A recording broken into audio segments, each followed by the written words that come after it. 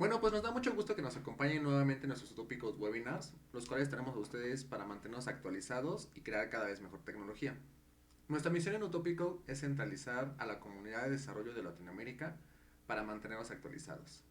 Creemos que dar y recibir conocimiento de forma internacional nos enriquece a todos y por eso hacemos estos eventos por y para ustedes. Me gustaría compartirles justamente acerca de nuestra nueva plataforma. Tiene como un mes más o menos que la sacamos, una plataforma que está hecha para ustedes, para desarrolladores, en donde van a poder encontrar webinars que vamos a estar organizando, talleres, ponentes y también una sección donde van a poder realizar test de habilidades tanto blandas como habilidades duras. Es muy importante señalar que los reclutadores hoy en día se fijan muchísimo más en las habilidades blandas que en las habilidades técnicas, ya que esto habla mucho de un buen compañero de trabajo. De igual modo, ahí van a poder comunicarse con nosotros y nos van a poder sugerir algún tema, algún webinar o algún ponente que les gustaría ver próximamente para que nosotros los traigamos aquí a ustedes. Sin más, igual ahorita en unos segundos les comparto las redes sociales y la página web donde van a poder ver la plataforma. Ahí échenle un ojo. Y justamente sin más, vamos a empezar con el webinar del día de hoy, que es... Ah, bueno, aquí están las redes sociales por si las quieren ver. Y el webinar del día de hoy es: he tenido BigQuery en tu camino hacia la ciencia de datos, con nuestro ponente Israel Vázquez Morales, con habilidades de negociación, administración de proyectos, fomenta el trabajo en equipo, controles de calidad y seguimiento de requerimientos. Y una persona que yo conozco ya buen tiempo y que actual coorganizador de GDG Cloud MX. Sin más, pues me gustaría cederte la palabra, Isra. Muchas gracias, Ulises, muchas gracias y gracias por esas amables palabras. Sí, ya tenemos un rato de conocernos, Ulises y yo, de las comunidades y de todo esto que bueno, ya lleva varios años desarrollándose y es una iniciativa muy padre, entonces me da mucho gusto poder acompañarlos hoy aquí en esta plataforma.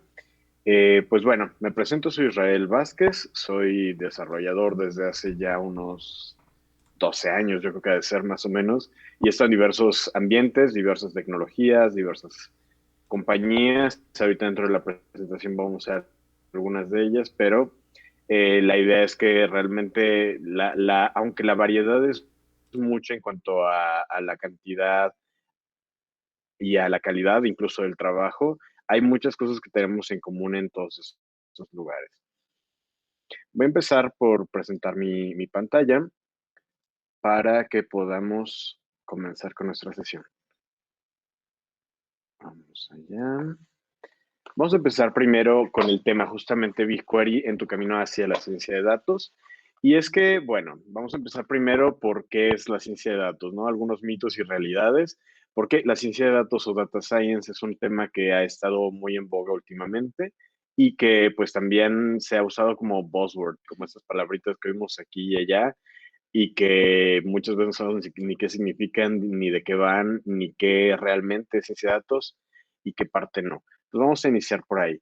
¿Dónde he trabajado? Comentaba ahorita que tengo experiencias de diferentes naturalezas, por ejemplo, el Instituto Mora, que era parte de institutos de investigación aquí en México, en la misma universidad donde me formé, después fui a trabajar ahí también algunos años, estuve en parte del gobierno de México en una institución de inteligencia nacional que se llama CISEN, en AXA Seguros, que es mucho más corporativo. Está, por ejemplo, en otras empresas como YouNoodle, que tenía otra subempresa llamada Longplay. Ellos estaban situados en San Francisco, en la parte de la bahía, y estuve también un tiempo en Green Scooters aquí en México, antes de que, por desgracia, ya no estuviera funcionando más por acá. Y actualmente me encuentro como Tech Manager o jugando el rol de Tech Manager en Nubank México.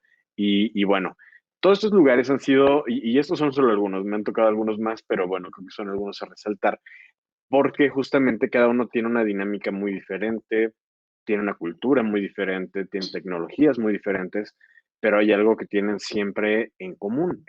¿Y qué es lo que tienen en común todas estas empresas? No importa si es gobierno, si es universidad, si es industria privada, si es una startup, si es de San Francisco, si es de México, si es de Brasil, ¿qué hay en común?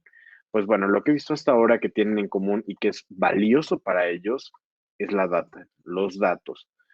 Los datos en una organización tienden a ser casi como oro, porque en los datos se encuentran los secretos incluso para el éxito futuro. Si tú sabes bien los datos que tienes, los organizas de manera adecuada, los estudias de una manera sistemática y sacas conclusiones con base en ellos, lo que va a ocurrir es que vas a tener buenas predicciones de lo que viene después.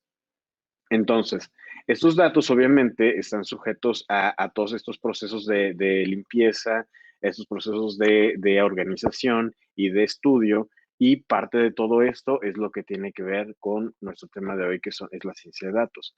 Entonces, ¿qué es la ciencia de datos? Y esto es un tema muy interesante porque hoy en día he oído muchos ingenieros que se quieren empezar a dedicar a esta parte, a ingeniería de datos y a ciencia de datos, y es importante que tengamos algunos conceptos un poco más claros. Entonces, hay varias disciplinas dentro de la ciencia de datos y dentro de las disciplinas de datos, por decirlo así. Por ejemplo, está el data mining. Data mining nos ayuda justamente a extraer datos que a lo mejor fueron guardados de una manera que no era la que se intentaba para que pudieran explotarse después, o incluso que fueron guardados de una manera descuidada de alguna manera, ¿no? Que no los guardaban de una forma en la que no pensaban después explotar las capacidades que tenían todos estos datos. Tiene que ir un especialista en data mining, picar piedra literalmente y tratar de extraer algo útil de todos esos datos que están ahí, pues básicamente nada más arrojados sin mucho cuidado.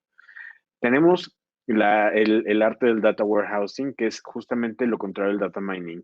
Ahora que ya tenemos buenas prácticas y si somos buenos ingenieros y tenemos una empresa que le importa y sabe el valor de sus datos, cómo almacenarlos a largo plazo de manera que no se vuelva esta masa informe de datos que tenemos nada más guardada en un cajón, sino que tenga una estructura y tenga una forma para que después vaya siendo explotada. Esto sin importar que sean diferentes naturalezas de datos, diferentes tipos, diferentes entidades, etcétera. Todo va a ir siendo clasificado dentro de esta disciplina del data warehousing.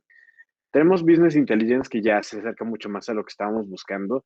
Business Intelligence es una forma en la que nosotros podemos hacer un análisis exploratorio de los datos para encontrar algunas similitudes, algunos patrones y de esta forma empezar a encontrar formas de sacarle provecho a los datos que ya tenemos almacenados, ya sea en una base de datos, en un warehouse o en algún como un data lake o alguna otra forma de guardar nuestra data.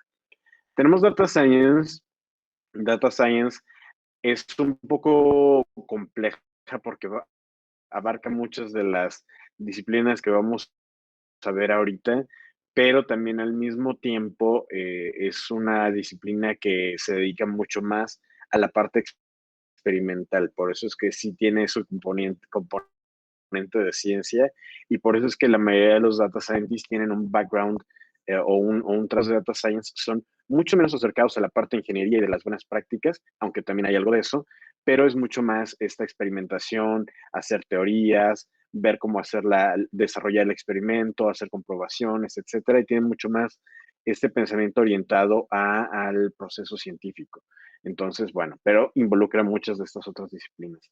Big Data fue un concepto que salió también hace ya algunos años, justamente cuando empezó la web 2.0, por cuestiones como ahorita que en YouTube se guardan millones de horas de video en cada minuto, ¿no? Entonces, esta cantidad de datos enorme trajo consigo muchos retos, tanto en la parte de almacenamiento como en la parte de explotación, algunos de los cuales se atacaron justamente con data warehousing, con data mining, con business intelligence. Y Big Data ahora se utiliza como un término un poco más genérico para la agregación de datos y presentación de reportes y de inteligencia basada en toda esta data que ya tenemos. Y Data Engineering, que es una de las que más llama la atención también a todos los que tenemos un perfil más ingenieril, es justamente toda la parte de buenas prácticas y de algoritmos que nos van a ayudar a transformar, a tomar datos, transformarlos y ponerlos de una manera útil e incluso retrabajarlos. Puede que el data warehousing los tenga pensados guardarse de una manera y a lo mejor a través de una clave, pero si nosotros para después de hacer un experimento en data science los necesitamos arreglados de alguna u otra forma, data engineering nos ayuda a hacer la tarea de transformar estos datos y de mapearlos para que, o incluso hacer reducciones, etcétera, para que sean útiles a cualquiera de las otras disciplinas. Y Machine Learning. Machine Learning no está directamente relacionado con Data Science, pero tiene un fuerte componente de Data Science, de Big Data, de Business Intelligence y de varios de estos, porque es lo que nutre realmente el Machine Learning para poder encontrar patrones, para poder hacer algunas predicciones por ahí, y lo vamos a ver más adelante con la herramienta que vamos a tratar hoy. Entonces, nada de esto es ciencia de datos y todo esto al mismo tiempo es ciencia de datos. Ciencia de datos es esta disciplina que se enfoca mucho más en hacer experimentos para después extraer algunas conclusiones interesantes para la empresa y para la organización en la que se ejecuta. Eso es muy interesante también. Hay que tomar en cuenta el marco de referencia en el que se está haciendo ciencia de datos. Y sin embargo, al mismo tiempo, toca o incluso incluye muchas veces todas las otras disciplinas que estamos mencionando aquí para su correcto funcionamiento. Entonces, vamos a ver un poco más de este tema, Data Science. Yo considero que Data Science tiene tres componentes principales que hay que aprender o que hay que adquirir. Por un lado tenemos herramientas, para mi gusto es la que debe tener menos peso porque las herramientas cambian, siempre evolucionan y es bueno saberse adaptar a un lenguaje o a otro, a una herramienta a otra, lo mismo que nos pasa en ingeniería. Matemáticas tiene un fuerte componente matemático, yo le pondría aquí un 40% y estas son subjetivas, pero es lo que yo he podido analizar. Creo que en matemáticas tiene un componente muy fuerte porque tiene principios matemáticos importantes que sí hay que obedecer y hay que entender para aplicar estos experimentos de manera eficaz. No nada más el tener una noción básica, sino el entender los fundamentos en los que está basada la ciencia de datos es muy importante. Ahorita vamos a ver qué incluyen algunas de estas cosas, por si quisieras aprender ciencia de datos, entender qué parte de matemáticas a lo mejor te puedes poner a repasar. Y finalmente, entendimiento del negocio. Ese es un soft skill. Y esto es algo de lo que mencionaba también Ulises al principio y me parece muy útil porque es cierto. Yo también ahorita me encuentro con un rol de tech manager y al contratar, los soft skills son de las cosas que más importancia tienen para nosotros como managers, porque la parte de hard skills, toda la parte de entrenamiento técnico, se puede hacer. Lo podemos ayudar, podemos tomar un curso, podemos ayudar a la persona que entra a la empresa a ser muy bueno en un lenguaje de programación, en las bases de los algoritmos, en las bases de las estructuras de datos, pero no es necesariamente tan fácil cuando alguien tiene actitudes a lo mejor o soft skills que no son los que necesitamos para ese momento. Entonces los soft skills se vuelven algo muy importante a la hora de contratar y en este caso también creo que para Data Science el entendimiento del negocio particularmente es lo que te va a dar o te va a garantizar prácticamente el si eres o no eres exitoso a la hora de ejecutar. Porque al entender el negocio, al entender la empresa o la organización donde estás, es cuando puedes realmente tener un impacto y vas a hacer una diferencia en la empresa en la que estás. Si tú entiendes de qué trata el problema, qué es lo que trata ese problema, vas a buscar qué datos de esto extraer o transformar o experimentar con ellos para poder solucionar ese problema. Si no entiendes el problema, difícilmente, aunque tengas todos los datos del mundo, vas a poder solucionarlo. En el rubro de matemáticas, ¿qué considero que es importante tener? Tenemos algunas cosas, por ejemplo, como álgebra lineal, algunas nociones de estadística, cálculo también, y algoritmos, obviamente, que aunque no es matemática directa, sabemos nosotros que es algo que vamos a estar ocupando de manera diaria. Herramientas. Aquí hay una cosa muy interesante. Herramientas en los varios lenguajes. Por ejemplo, R es un lenguaje muy bueno para exploración y ejecución de reportes en datos. Python, seguramente muchos estarán familiarizados, es como la herramienta de facto para nosotros los ingenieros porque Python es muy flexible y nos ayuda tanto en la parte de desarrollo un poco más duro como en la parte de ingeniería y ciencia de datos. Y finalmente SQL, algunos lo consideran que está un poco ya pasado de moda, pero van a ver que cuando se encuentren en estos mundillos lo van a ver muy seguido. Y es que SQL es una herramienta estándar justamente que nos permite hacer muchas extracciones y transformaciones de datos. Sin embargo, de Python, por ejemplo, tenemos varias librerías o bibliotecas que nos ayudan a hacer muchas de estas transformaciones y visualización de datos, como PyTorch o como Pandas. NumPy, por ejemplo, también. En SQL tenemos varios sabores de SQL. Tenemos MySQL, que ahora es de Oracle. Tenemos SQL Server de Microsoft, PostgreSQL, tenemos Oracle, tenemos MariaDB y tenemos otras bases de datos más que tienen por lenguaje SQL. Y tenemos Elasticsearch, tenemos Aurora, Cassandra Firestore. Bueno, tenemos muchísimas herramientas. New Relic, Firestore, MongoDB, GraphQL, BigQuery. Todos estos son varias herramientas que ya no caen necesariamente en una u otra clasificación, pero que también tenemos o sería bueno aprender para ser un buen científico de datos. Ahora, por eso es que esta parte de herramientas no le doy tanto peso, creo que son muchísimas y dependiendo del caso te va a servir una u otra. Entonces tenemos que tener la flexibilidad de aprender varias herramientas y tratar de encontrar las que son más útiles en el mayor número de casos. Y finalmente, lo que decía el entendimiento del negocio, a fin de cuentas, el problema o la necesidad del negocio que tratamos de resolver tiene que ser siempre el punto focal de la aplicación tanto de la matemática como de las herramientas en conjunto para poder hacer un impacto en la empresa. Si no, realmente, pues aunque tengas todos los datos del mundo, si no entregas valor, al final te van a decir muchas gracias, pero necesitamos a alguien que nos dé algún resultado de lo que estamos esperando y es por eso tan importante.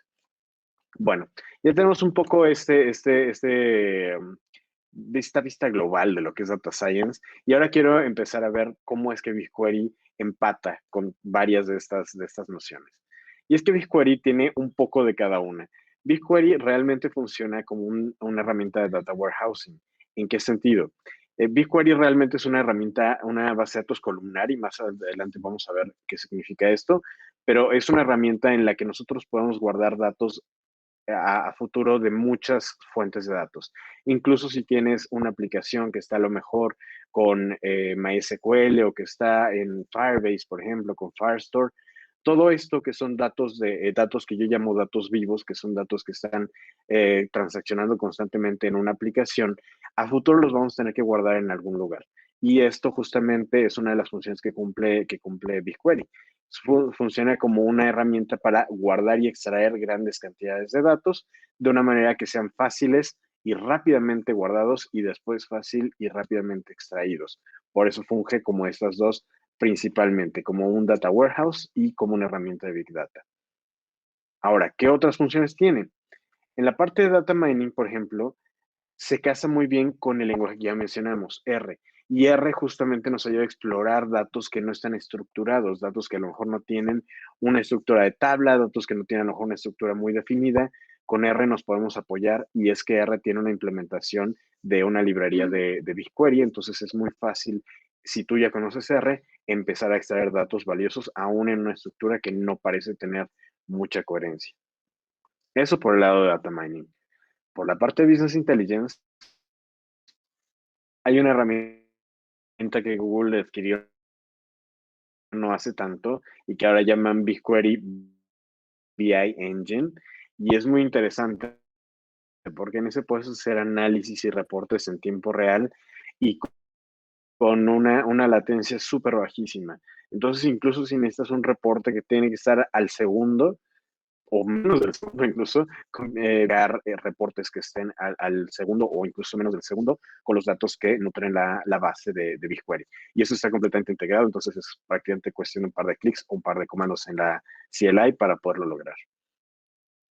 Otro punto interesante es Data Engineering. Normalmente nosotros tenemos un proceso de ETL. ¿Y ETL qué quiere decir? Bueno, ETL quiere decir, para aquellos que a lo mejor no lo han escuchado todavía, Extract, Transform y Load. ¿Qué significa básicamente? Es extraer de un lado, transformar los datos y cargarlos en otro lado.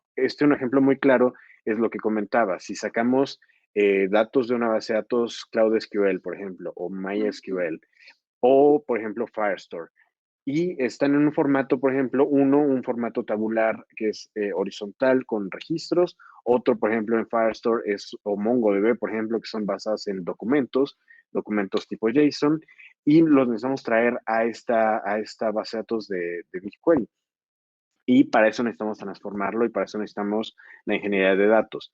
En ese punto, hay varias herramientas de Google que realmente hacen las veces de pipelines en los que puedes transformar y de hecho hay muchas integraciones que también son prácticamente un par de clics en el que tú das el formato de entrada, las transformaciones que quieres que sufran y un formato de salida que ya va a estar directamente mapeado a lo que BigQuery necesita. Eso por un lado, tenemos muchas librerías que conectan a BigQuery con otras fuentes de datos, lo cual hace esta parte de ETL mucho más sencilla y mucho más poderosa también al usar estas herramientas. Pero también BigQuery tiene una cosa muy interesante, que a veces le da la vuelta a este punto. Ahora también en BigQuery se permite hacer un extract, load y transform. ¿Qué significa?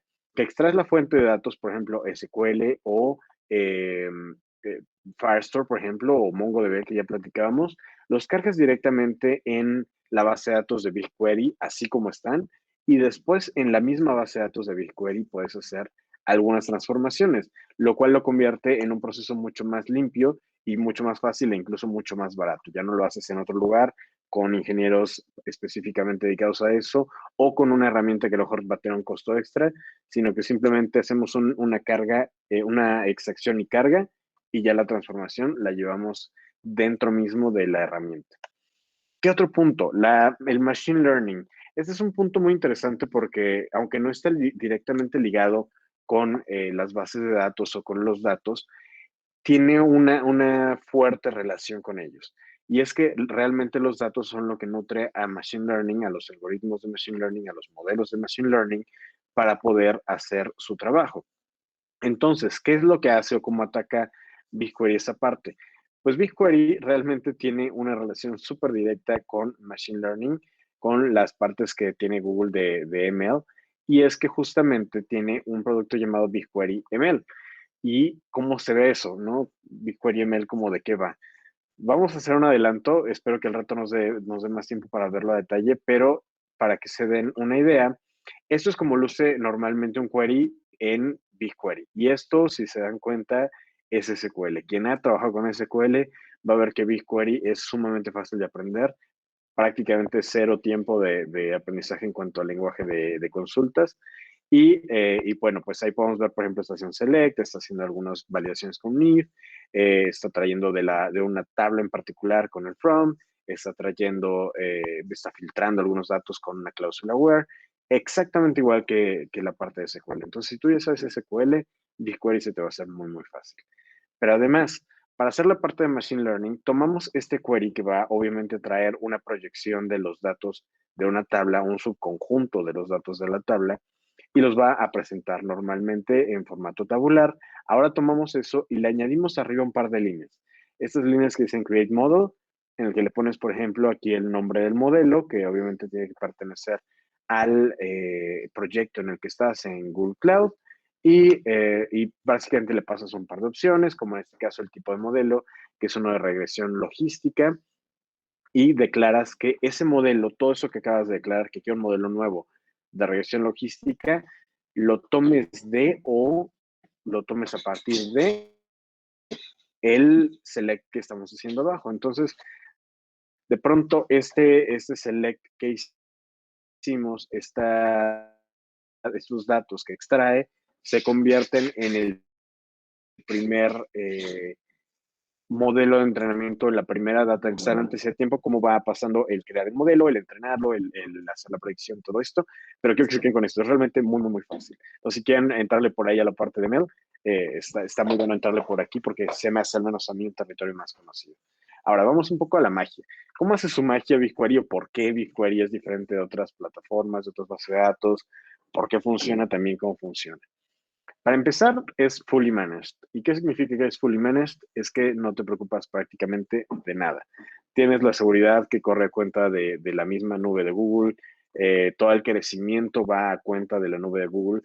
Tú puedes crecer de no ocupar nada a ocupar muchísimas máquinas tras bambalinas para hacer tus queries y realmente tú no te preocupas, no tienes que mantener réplicas, no tienes que ser maestro esclavo, no tienes que hacer configuraciones en anillo, no tienes que hacer configuraciones de red, todo está ya completamente manejado y también la escalabilidad, obviamente solo se cobra lo que utilizas, no es como que te cobren las máquinas que están manteniendo todo el tiempo prendidas, sino solamente los segundos o minutos tal vez, si es que tienes algo muy pesado que correr, que utilices al correr tu modelo o al correr tu consulta. Eso es lo que se te cobra, lo demás, pues no. Entonces, esto significa fully managed, es que te puedes quitar muchos dolores de cabeza e incluso si tienes un equipo pequeño o eres a lo mejor tú el que está empezando a desarrollar esta idea, puedes hacerlo sin mayor problema, no necesitas gran cosa y te lo van a manejar. Todos los dolores de cabeza los van a aventar en la nube. ¿Cómo funciona una RDBMS tradicional? Este es el punto donde difiere mucho nuestra estructura en BigQuery de una RDBMS tradicional. Normalmente una RDBMS tradicional es un almacenamiento horizontal basado en registros. Tú tienes, por ejemplo, un registro escolar y cuando vas a buscar un alumno, tú vas a traer el registro, lo consultas y lo modificas ese registro en particular. Y eso es más o menos la forma en la que funcionan muy bien este tipo de base de datos. Sin embargo, tienen una contraprestación. Si tú, por ejemplo, quisieras sacar el promedio de todos los alumnos de una escuela, imagínate que tenemos una escuela de millones de alumnos, o a lo mejor de un país, el promedio de los alumnos de un país. Obviamente esto se va a complicar porque lo que va a hacer la tabla de una RDBMS tradicional es consultar toda la tabla y entonces ya va a traer solo una columna, por ejemplo aquí la última columna azul, supongamos que es la de las calificaciones, y entonces iba a ir una por una y va a ser una agregación. Pero primero tuvo que cargar toda la tabla completa, no importa cuántos datos tenga, en memoria y después va a hacer las transformaciones. Esto es lo que hace una RDBMS tradicional.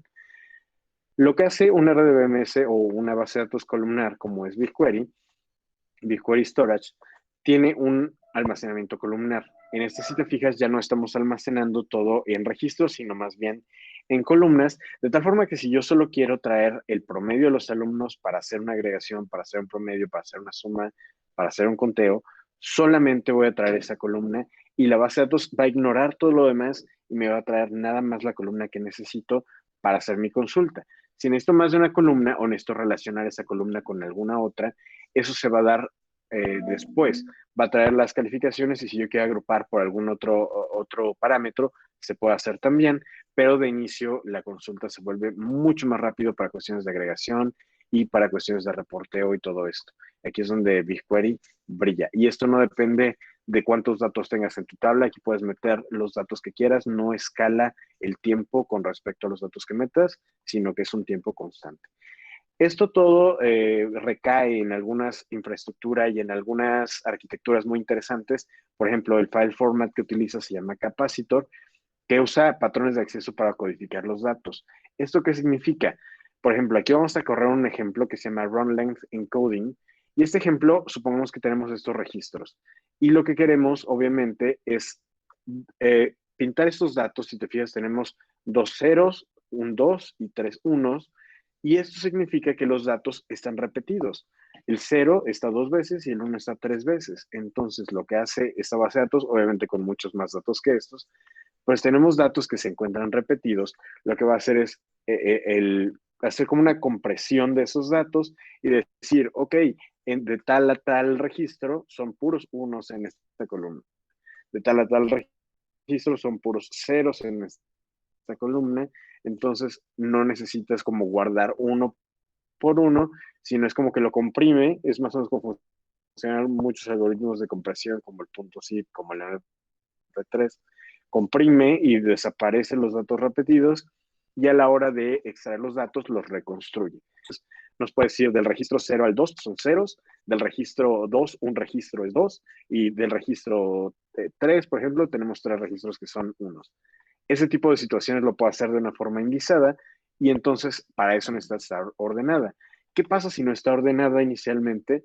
Pues BigQuery detrás de bambalinas lo que hace es ordenarlo. Si originalmente tenemos esta versión que está 0, 1, 1, 0, 2, 1 y no estamos poniendo contiguamente los repetidos, por detrás de bambalinas, BigQuery, cuando tú no lo ves, cuando no lo estás usando, tú guardas los datos de manera desordenada, pero BigQuery internamente los reordena para su propia management, su administración, ya de manera ordenada para que pueda hacer esta forma de indexación. Y eso es lo que hace que sea tan rápido. Una de las cosas. Otra cosa en la que recae también es Colossus, que es el sistema de archivos distribuido que manejan en Google. No nada más es para BigQuery, pero es una de las herramientas que lo trabaja. ¿Qué pasa con este sistema distribuido que tiene diferentes regiones y diferentes zonas? Las regiones, por ejemplo, en Estados Unidos y la zona puede ser, hay zonas A, B y C dentro de Estados Unidos, de Virginia, por ejemplo, ya sea este, oeste, centro, cualquier región que tú escojas para guardar tus datos, tienes zonas de replicación que no se encuentran inmediatamente contiguas. De tal forma que normalmente lo que pasa en nuestro día a día es esto, ¿no?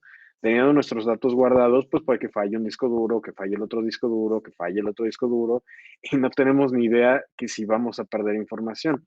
Sin embargo, Colossus lo que se encarga es una capa para poder guardar los datos de manera redundante en diferentes discos duros, en diferentes máquinas, en diferentes zonas. E incluso si tú lo configuras como tal, puede que lo haga en diferentes regiones, a lo mejor en Estados Unidos del oeste y otra del este, o incluso si quieres ir internacional a Europa o algo así, también puede manejarlo, de tal forma que aun si hay una catástrofe social o natural en alguna región del país, no se van a ver afectados tus datos y toda tu aplicación y todos los datos que hayas guardado se van a seguir manteniendo. Y todo esto es transparente para el usuario y sigue siendo igual de rápido que todo lo que hemos comentado antes. Todo esto es en lo que recae la infraestructura de BigQuery. Otras ventajas de este sistema de archivos. Tiene una encriptación 100% at rest, que significa que obviamente los datos, si tú los tienes en tránsito desencriptados, bueno, ese es otro asunto, el cómo llegan de tu aplicación para acá. Pero una vez que se guardan en BigQuery, en este sistema de archivos Colossus, lo que va a pasar es que van a estar 100% encriptados y nadie los va a poder desencriptar.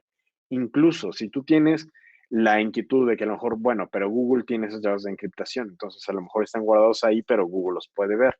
Con la API realmente tú puedes tener también llaves de encriptación que tú defines sin que Google las tenga almacenadas y que pueda hacer la encriptación y desencriptación en el momento de hacer la consulta y el guardado para que Google no tenga acceso a esas claves si es que es información sumamente sensible o a lo mejor estás un poco paranoico como yo.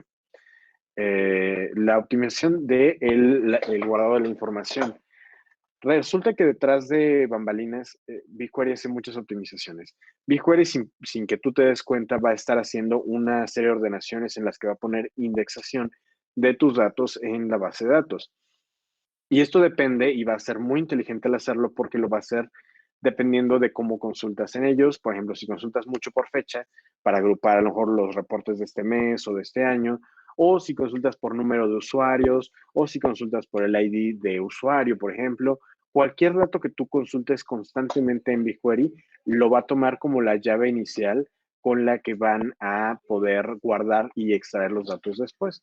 De tal manera que BigQuery lo va a hacer inteligentemente, va a decir, ok, esta persona normalmente extrae los datos por fecha, vamos a poner la fecha como una de las llaves principales para que sea mucho más fácil el extraer y el hacer agregaciones por fecha.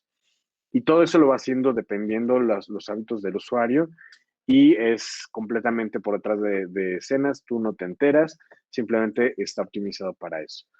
Algo más manual que puedes hacer si te interesa mucho la optimización y es un tema muy aparte porque eso te daría para una ponencia completa, pero si quieres hacer estrategias de particionamiento, lo puedes hacer también.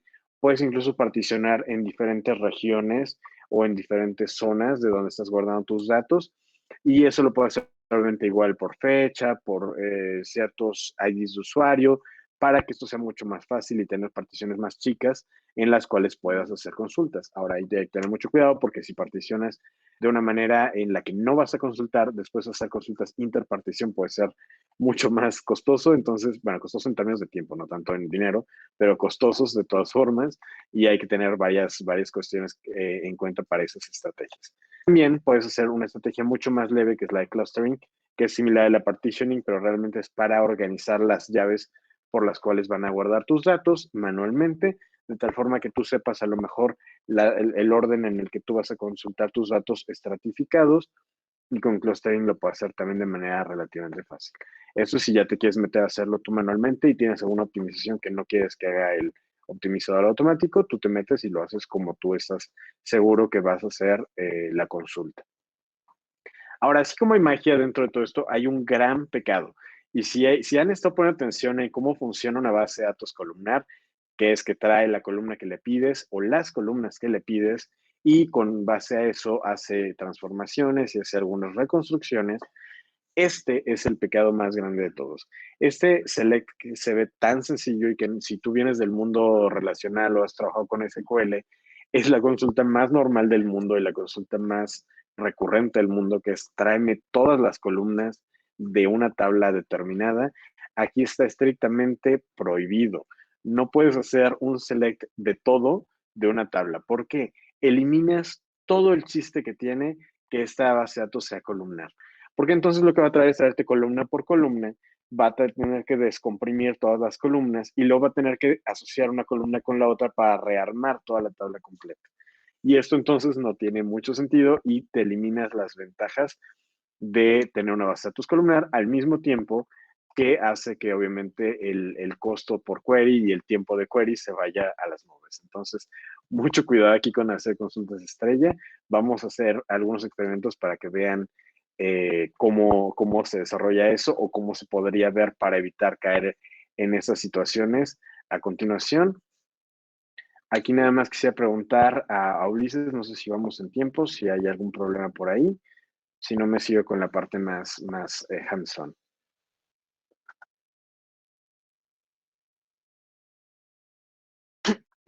Perfecto. Nos vamos entonces para acá. Vamos a experimentar un poco con la herramienta. Es una interfaz bastante amigable, no tiene nada muy fancy, ni sofisticado, ni raro. Al contrario, yo lo veo bastante familiar, sobre todo si vienen de cualquier herramienta de análisis de datos, pues van a ver que es muy similar. Entonces, aquí tenemos la interfaz general de Google Cloud. Quien ha estado familiarizado con ella, yo creo que ya la ha visto muchas veces. Acá están todas las herramientas que tiene Google Cloud, que son muchísimas y creo que crecen día con día. Yo ahorita ya he estado un poco despegado de este mundo, pero he visto ya muchos nuevos servicios que están acá. Entonces, ahí es que ese menú es cada vez una aventura más grande. Acá arriba tenemos el proyecto. Los proyectos son la manera en la que Google Cloud separa funcionalmente toda la agrupación de recursos que vas a utilizar. Esto es, si tienes instancias de cómputo, si tienes instancias de base de datos, si tienes herramientas como BigQuery, si tienes cualquiera de estas cosas, pueden vivir en un solo proyecto, en el cual, por un lado, obviamente vas a mantener también a raya los costos, porque obviamente vas a poder tener diferentes proyectos para diferentes costos, pero también van a ser los que van a tener una mayor flexibilidad para interconectarse. Por ejemplo, si yo tengo una base de datos en Firestore, aquí en este mismo proyecto, que es GDG Presentations, va a ser muy fácil conectarlo con BigQuery. Cuando tú tienes una base de datos SQL que está en este mismo proyecto, va a ser muy fácil conectarlo a BigQuery porque, mientras BigQuery está en el mismo proyecto, porque en este caso lo que significa es que estos proyectos están viviendo en la misma casa, en el mismo edificio, en el mismo barrio, como quieras verlo, pero la idea es que obviamente se ven fácilmente y no necesitas crear una zona desmilitarizada, no necesitas crear un intermediario a través de un proxy o nada de esto. Todo está solucionado dentro de estos grupos de trabajo que son los proyectos para Google Cloud. Aquí puedes tener los que quieras, ¿no? Aquí tengo un par de algunos abiertos y puedes crear los proyectos que necesites dependiendo en cómo tengas estructurado incluso en la parte financiera tus costos, ¿no? Ahí hay varias estrategias para manejarlo y si quieres también parte del tema, es un tema bastante interesante y apasionante, sobre todo si no te quieres llevar mucho dinero por ahí. Ahora, por default, Google Cloud te da algunos recursos para que puedas trabajar de manera gratuita, para que experimentes y para que explores las herramientas. Todas sus herramientas prácticamente tienen algún tier gratuito, que es bastante bueno, la verdad. Incluso por ahí yo tenía un chiste con un amigo mío que trabajamos juntos, no sé si ha estado por acá, pero es David Aroesti, y siempre que estaba con él bromeábamos porque quisiéramos tener una aplicación tan popular donde ya Google Cloud me empieza a cobrar, porque significa que al menos ya tengo buenos usuarios, tengo buenos clientes y ya bueno, si yo estoy ganando dinero, pues también que me cobre Google Cloud, no hay problema. Pero de inicio tiene un tier bastante alto en las herramientas para usarlas. En este caso, por ejemplo, es una herramienta completamente administrada y por default, cuando entras a ella, está en un modo que me parece que se llama Sandbox, en el que no puedo hacer todas las cosas que tiene la capacidad BigQuery, pero la verdad es que puede ser la mayoría. Ahorita para lo que vamos a experimentar, no vamos a tener ningún problema. Y bueno, aquí tenemos algunas cosas como el explorador, aquí tenemos algunos datos que tenemos dados de alta. Yo tengo este BigQuery Public Data porque me gusta, eso los puedes buscar, por ejemplo, aquí. Puedes añadir conjuntos de datos nuevos, ya sea que los traigas, por ejemplo, de tus datos personales que tienes a lo mejor en un CSV, en otra base de datos, hiciste un dump de un SQL, etcétera. Y aquí, por ejemplo, puedes crear un nuevo conjunto de datos. defines dónde quieres que esté localizado, lo que platicábamos de las regiones y todo esto. Para usarlo más fácil aquí en BigQuery, normalmente con este de Estados Unidos queda bien. Y por aquí creo que nada, puedes poner aquí si quieres que venza la tabla o que no venza, en cuántos días, etcétera. Y la encriptación que quieres que tenga. Aquí no voy a crear un conjunto de datos porque ya tengo uno aquí que es DBG Presentations, pero es algo muy sencillo. También es igual un par de clics. Varios de las cosas también aquí puedes buscar BigQuery, por ejemplo. Aquí busqué algunos datos y también el explorador te da para buscar varios de los datos que tienes tanto dentro como fuera de tus grupos de datos. Aquí tengo, por ejemplo, BigQuery Public Data. En ese, si se fijan, tenemos muchísimas tablas muy interesantes. Esta es una serie de tablas que proporciona BigQuery justo para que exploremos y van actualizándose, ¿no? Por ejemplo, aquí tiene algunos de datos de béisbol, de Bitcoin y blockchain, por ejemplo, si quieren meterse en ese mundillo. He visto también muchos apasionados por ahí entre los ingenieros, ¿no? Aquí tenemos algunas cosas de incluso el COVID-19 que ya tienen datos también de diferentes países, etcétera. Aquí hay otras cosas de cripto. Y en fin, aquí pueden buscar datos geográficos, datos mismos de Analytics, por ejemplo, de Google Analytics, que es todo lo que recaudan de cómo los usuarios utilizamos Internet, ¿no? Y ahí hay muchísimos. Aquí es en orden alfabético, llegan hasta la I. Si quieren cargar más resultados, pues acá. Y hay muchísimas más tablas. Y todas estas tenemos para jugar. Y realmente la forma de interactuar con BigQuery es una manera relativamente sencilla, al menos para explorar los datos aquí. También hay otra manera para hacerlo a través de una API. Entonces, también si quieres conectar una herramienta aquí, es bastante fácil. Y aquí, por ejemplo, si tenemos nosotros un editor, que esa es una consulta, si quieres redactar una consulta nueva, das clic aquí en redactar consulta nueva y te abre un editor nuevo, muy similar a lo que hacíamos con otras bases de datos. Y aquí ya puedes escribir tu consulta muy similar a lo que hacíamos en SQL. Por ejemplo, vamos a hacer un select y aquí también te va a autocompletar algunas cosas. Y vamos a recordar que las partes normalmente que tiene un query, al menos es un select y un from. El from te va a dar obviamente de qué tabla, de qué fuente de datos quieres extraer la información. Entonces aquí es donde vas a definir de dónde quieres tomarla. En nuestro caso, voy a traerla de BigQuery Public Data, que es justamente esta fuente de datos que tenemos aquí. Punto y punto te va a dar entonces la fuente de datos en particular. Y en este caso me voy a meter a la parte de COVID-19, ya que tenemos ahorita para bien o para mal esto en boca de todos todo el tiempo. COVID-19 es ECDC, creo que es de la CDC. Por aquí estaba, mira.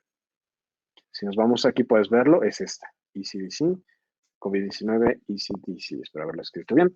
Y dentro de eso tenemos una tabla que es justamente esa que es COVID-19, y se llama Geographic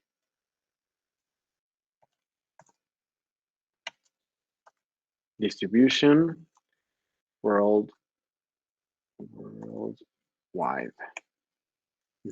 Esta va a ser nuestra fuente de datos. Y dentro de eso, bueno, aquí no está marcado obviamente que tenemos errores de sintaxis y aquí también porque el select lo dejamos vacío, pero me interesaba primero ver de dónde lo vamos a sacar. Ahora sí, si nos regresamos al select para que no esté dando lata, vamos a traer algunos datos de ahí.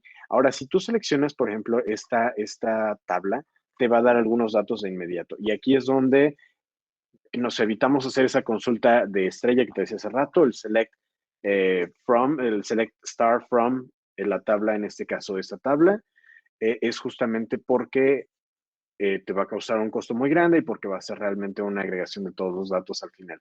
Pero si quieres explorar la data que tiene, por ejemplo, esta tabla, lo que puedes hacer es, por un lado, cuando das clic aquí te va a aparecer varias pestañitas. En la primera es el esquema, donde vas a ver qué columnas tiene, el nombre del campo o columna, que es date, day, month, year, daily confirmed cases, daily deaths, daily confirmed cases, deaths, countries and territories, GeoID, Country Territory Code and POP Data 2019.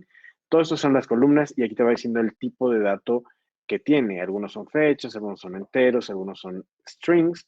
Y también te indica si son nullable o not nullable, que es básicamente lo que hacíamos en las bases de datos tradicionales con null y not null. Y eso es básicamente para saber si puede ir vacío o no este campo. Se puede forzar a que algunos campos no vayan vacíos, pero en este caso todos son opcionales.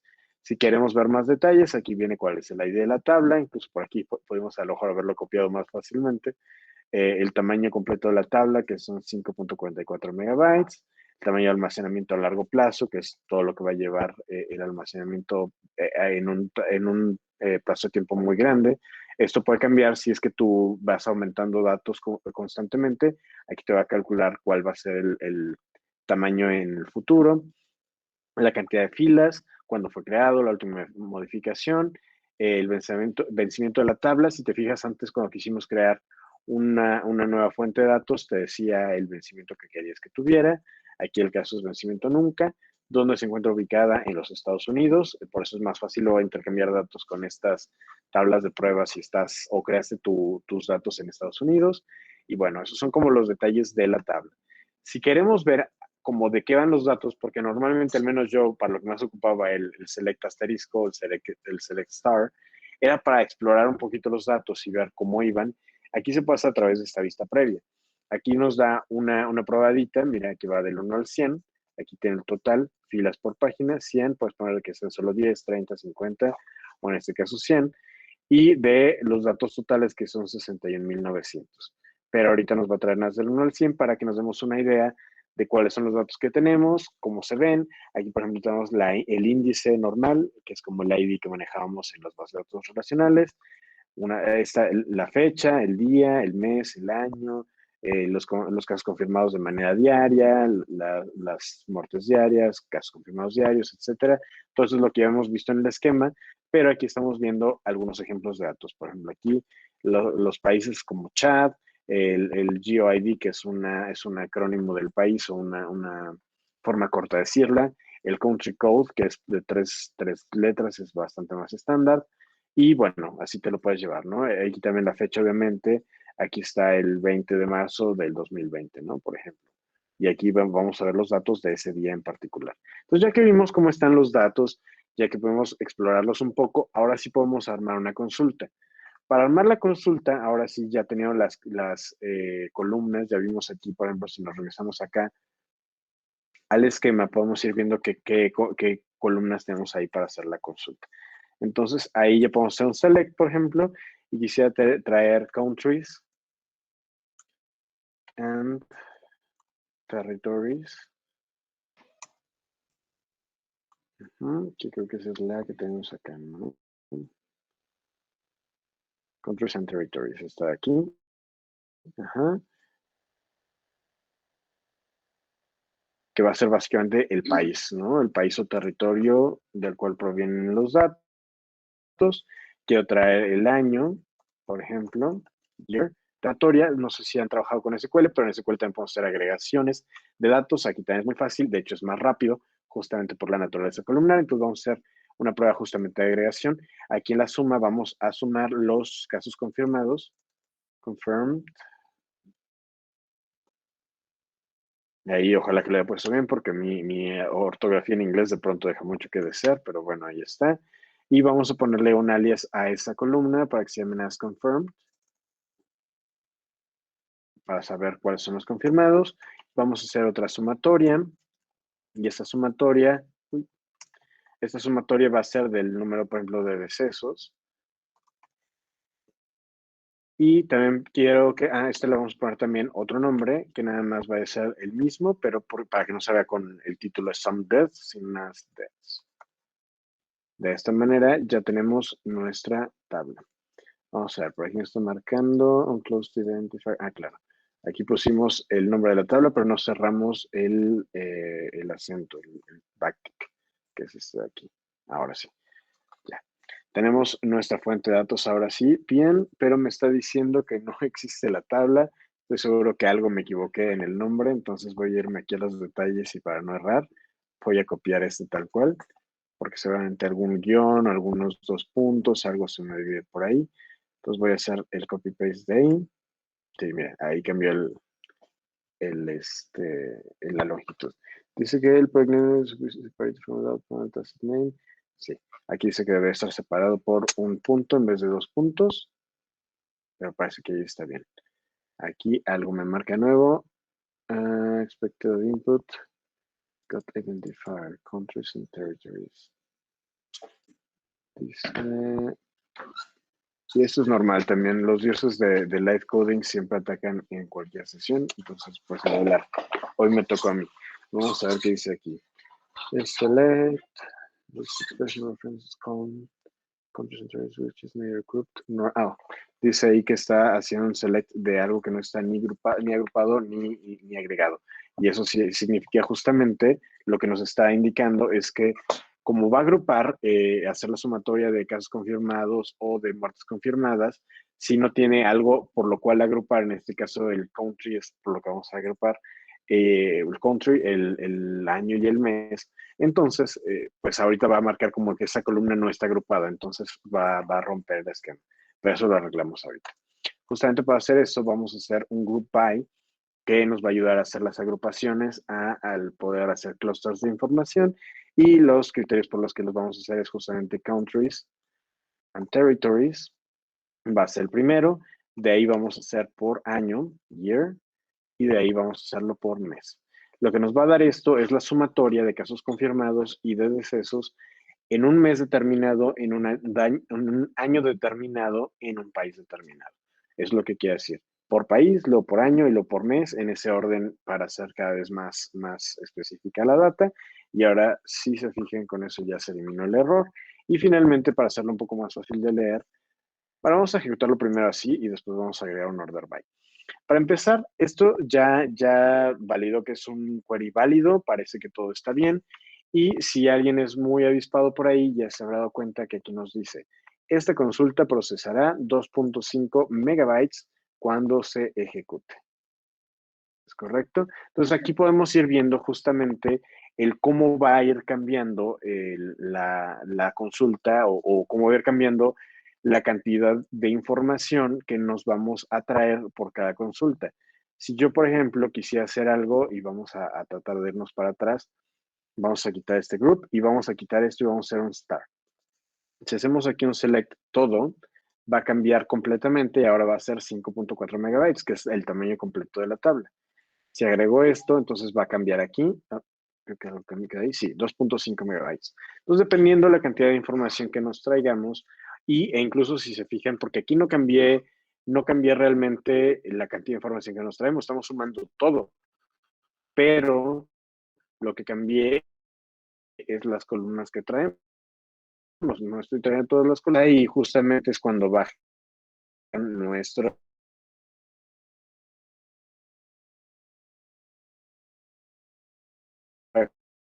cantidad de datos, se hace más rápida la consulta y también se hace menos costosa la consulta. Entonces, esta es una buena herramienta para estar constantemente, nos va a llevar. Vamos a dar aquí en ejecutar. También ahorita que estamos en modo sandbox, pues no va a haber ningún costo tampoco, pero bueno, si ya metieron por ahí la cuenta que es la de producción, ahí se van a dar cuenta de cuánto va a ser el costo.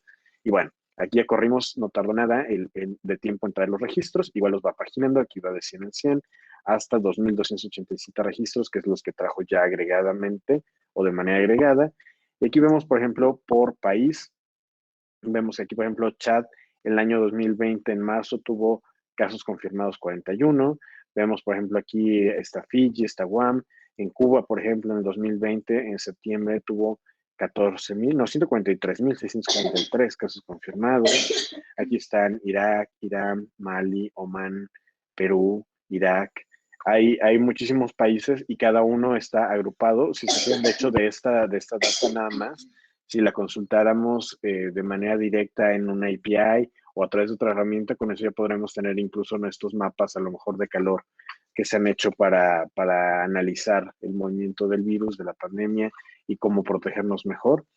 Entonces ya con esta herramienta tendrían para hacer una base por ahí con la data que nos da Google. Ahora, para hacerlo un poco más legible, podemos agregar otra cláusula que también se utiliza normalmente en SQL, que es order by. Order by nada nos va a ayudar a ordenar los datos de manera diferente. Y justamente aquí podemos ya jugar con las cuestiones. Aquí podemos hacer que lo ordene por los mismos criterios. Ups, creo que aquí no me lo trajo. Así. No, no está aquí por alguna razón. Está por ahí bugueado. Pero bueno, vamos a hacerlo igual como está. Countries and territories, year y month. Y esto, por ejemplo, nos va a dar un resultado muy similar. Ahí ya podríamos estar jugando con eso. Podemos traerlo de manera ascendente o descendente, etcétera. Aquí, por ejemplo, ya nos trajo de manera alfabética, porque antes no estaba. En eso ya lo organizó por countries and territories, en este caso Afganistán, Albania, Algeria, Andorra, y así nos podemos ir, ¿no? Y obviamente paginando los datos, aquí podemos ir explorando los demás que trajo Belarus. Aquí tenemos Barbados, Brasil, Botswana, Canadá. Aquí Canadá, por ejemplo, en 2020, en diciembre, aquí están los casos confirmados, los decesos, etcétera. Y así como estuvimos jugando con este set de datos, podemos hacerlo con cualquiera de los que están aquí. Esto se me hace muy bueno y tienen mucho para empezar a jugar con ello hasta que te sientas a gusto, que te sientas proficiente. No todos los datos son tan straightforward. Hay algunos datos que tienen formato JSON. Hay algunos datos que son nullable, entonces no van a estar y hay que jugar ahí con algunas reglas. Pero con eso ya tienes para darte una buena idea y si ya sabes SQL, pues ya tienes el 80-90% del camino andado. Están los resultados, por ejemplo, aquí los traemos en forma tabular, pero también podemos traerlos en formato JSON, en formato de objetos. Y aquí ya cada uno es un objeto, como el país de Andorra en el año 2020, en diciembre, igual con los casos confirmados y las muertes confirmadas. Y eso es más o menos como lo recibiríamos a través de la API. Entonces se vuelve mucho más fácil hacer la digestión en nuestras respectivas aplicaciones. Ahora, dentro de las cosas que hace muy bien BigQuery es que tiene un sistema de ejecución, un sistema de procesamiento de datos llamado Dremel.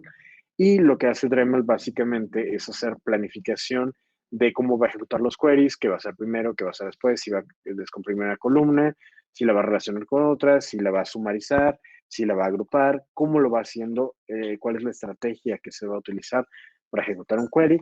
Y para ver un poco más de eso, si quieren clavarse ya más directamente, podemos irnos aquí a detalles de ejecución, por ejemplo.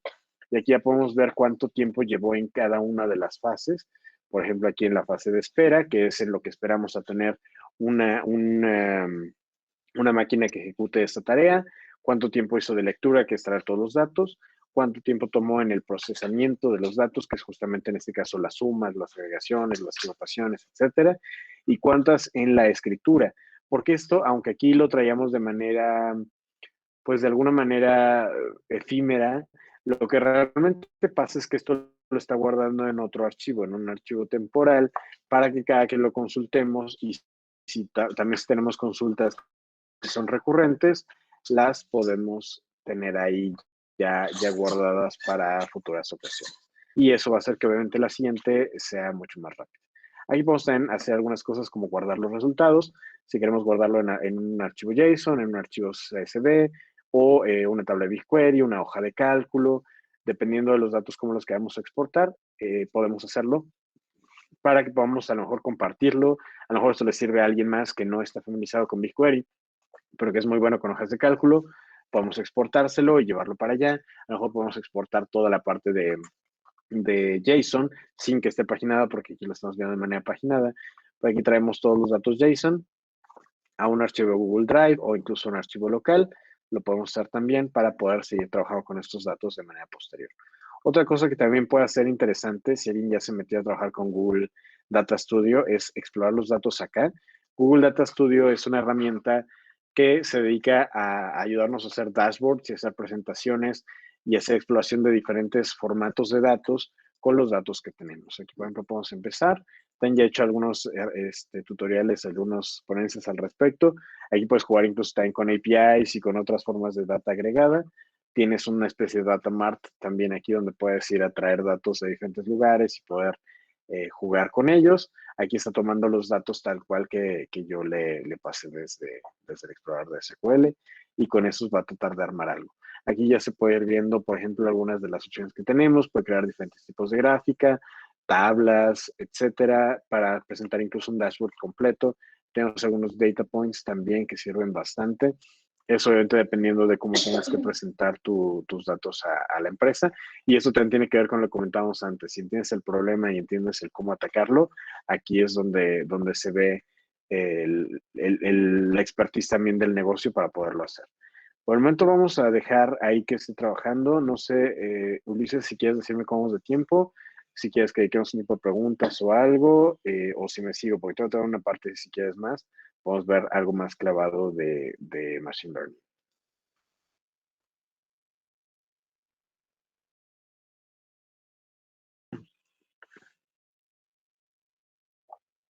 Sí, sí, yo perfecto por ahí. Cualquiera de las dos me parece bien. Si no, pues en lo que está aquí procesaron los datos, pues se va a tardar un ratito. Nunca había tomado tanto, pero bueno, ahí ya se quedó pensando, entonces vamos a dejarlo un rato. Y si quieren, vamos a hacer, es un experimento muy sencillo y espero que salga bien porque es de Machine Learning, pero bueno, para que vean también lo que decíamos hace rato, las capacidades que tiene BigQuery de hacer procesamiento de Machine Learning.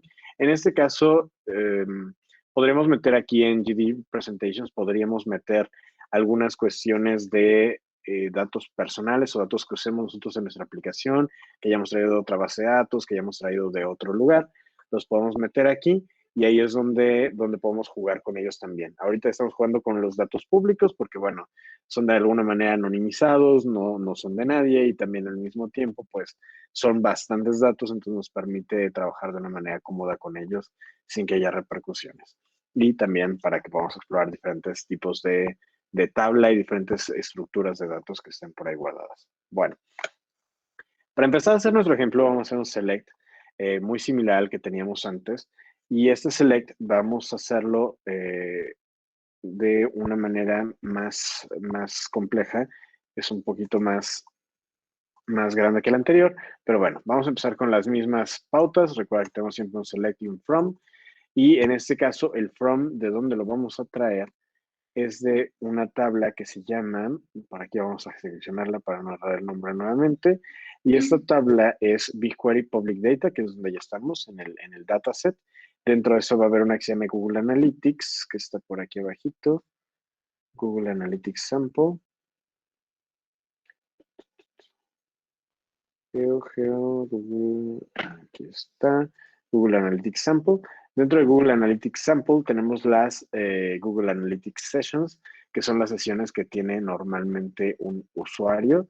Entonces aquí en detalles, recordemos que aquí es donde nos da la información normalmente de la tabla. Lo voy a traer, perdón, ya estoy confundiendo. Y es para poder de tabs. Vamos a verlo aquí, a donde estamos definiendo nuestra fuente de datos, pero como no quiero que nada sea de estas sesiones, voy a poner aquí un asterisco. Aquí la sesión, si se fijan, está definida por fecha, en este caso 2017, agosto, el 1 de agosto de 2017, pero si yo quisiera traer todas las sesiones, no nada más las de aquí, vamos a poner un asterisco aquí y eso ya nos da la pauta para traer todas. Ahora, el select de aquí va a ser bastante más complejo, entonces voy a poner primero y de hecho estaba en la presentación, era más o menos el que teníamos inicial para la presentación. Voy a poner un condicional if, donde le diga que si todos los totales de las transacciones son nulos o no existen, ese dato no lo tenemos, va a completar o a rellenar con un cero. Eso es un poco de tratamiento de datos para que no nos quedemos con algunos errores por ahí de que algún dato no es entero o que es nulo, es de otra naturaleza, etcétera. Y eso es lo que vamos a traer aquí. Y le vamos a poner el nombre de label.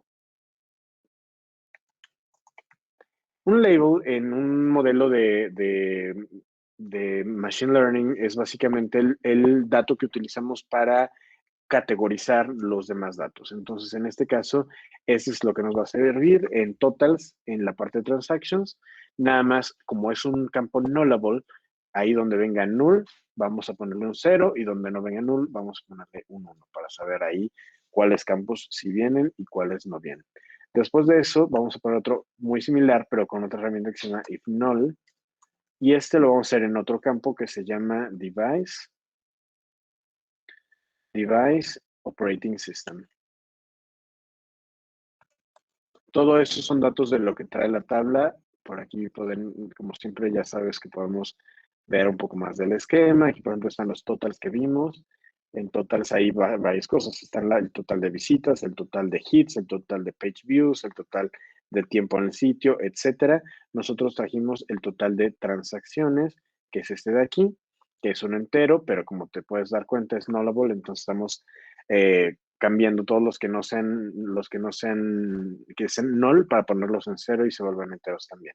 El otro que estamos utilizando ahorita, por ejemplo, era en device, que es este de aquí, que es el dispositivo desde el cual se conectan, y aquí traemos el operating system, que es un string.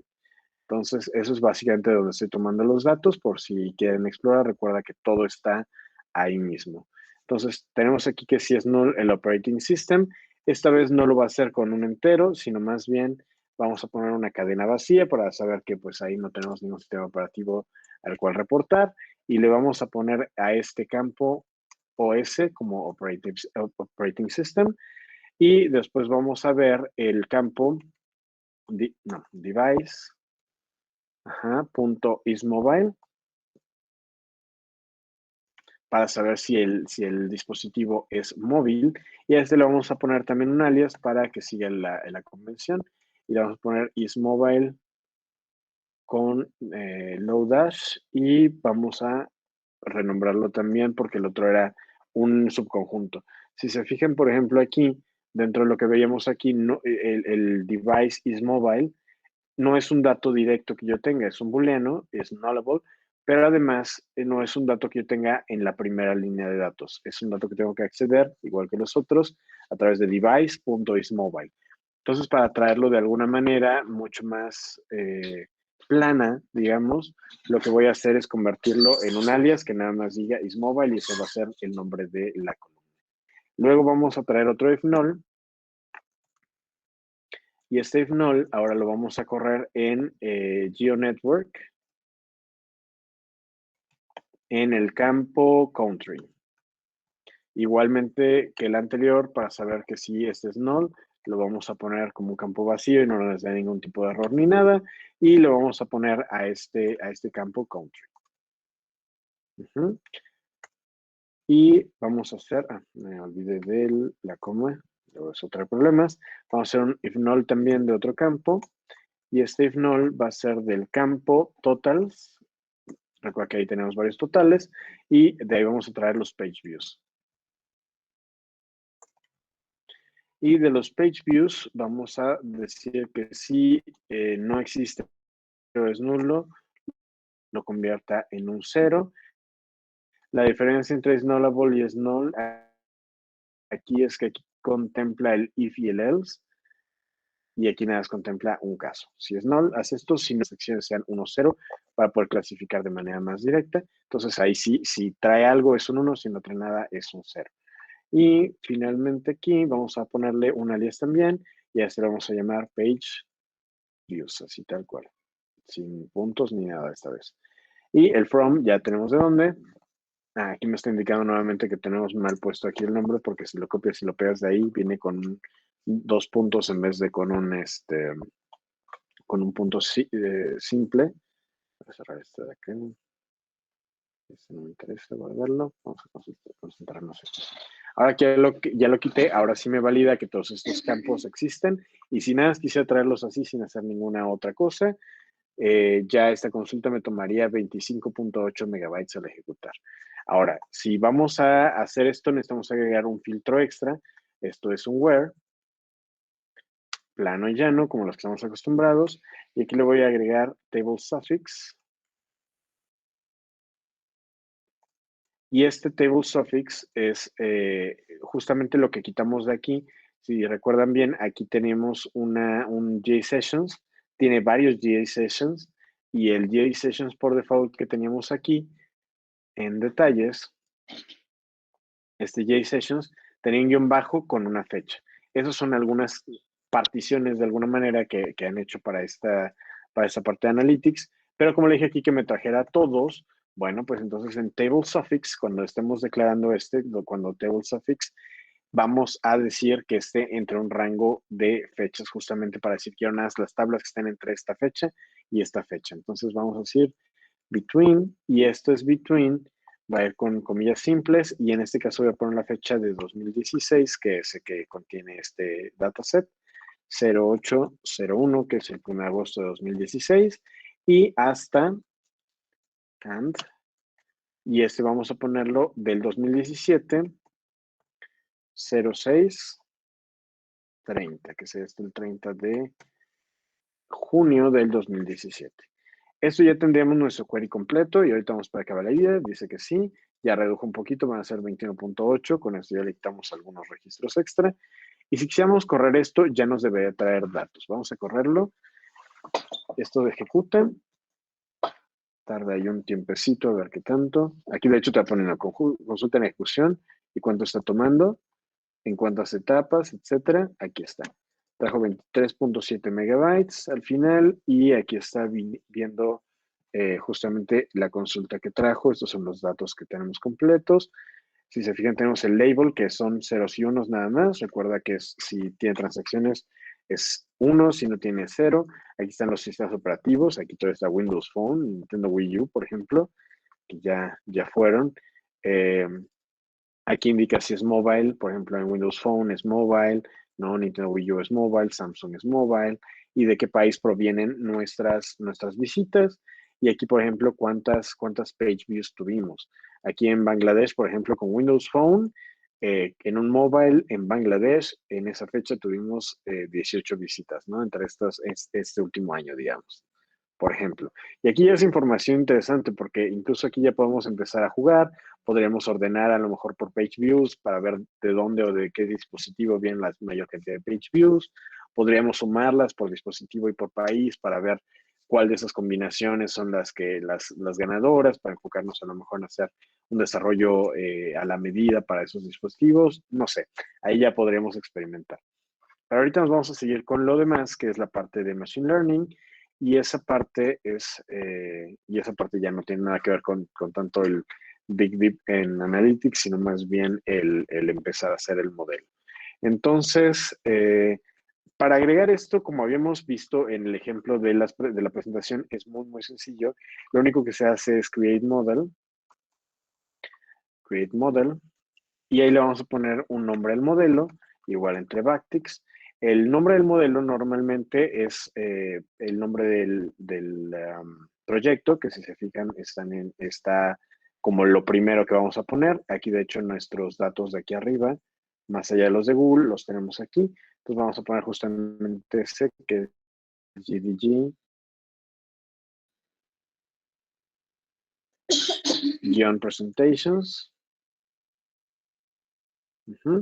Punto, y ahí le vamos a agregar nuestro grupo de datos. En este BQ, que es BigQuery tut de tutorial, entonces es GDG-BQ-tut.